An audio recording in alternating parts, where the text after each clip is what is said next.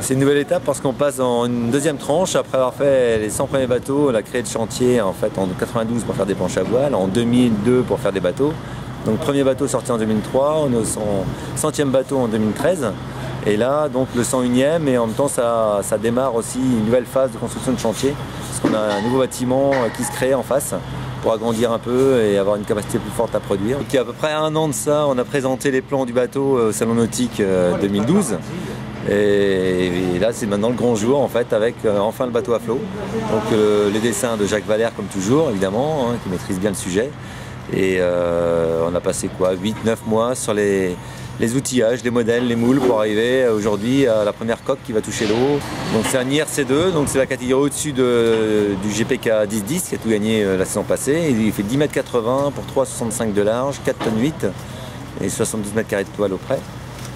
Voilà, c'est un bon bateau pour les programmes d'équipage et aussi d'équipage réduit.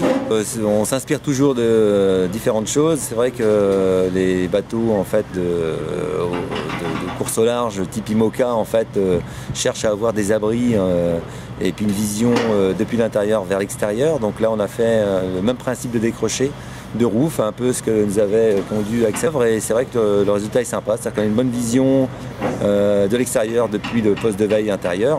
On peut surveiller ses voiles, on a quasiment la gestion complète depuis l'intérieur, ce qui est vraiment intéressant, et on a doublé ça en plus d'une casquette, une espèce de bulle de protection amovible qu'on peut mettre sur la descente pour là aussi avoir soit un poste de veille, soit une protection de la descente lorsque les conditions sont dures avec du vent de l'avant.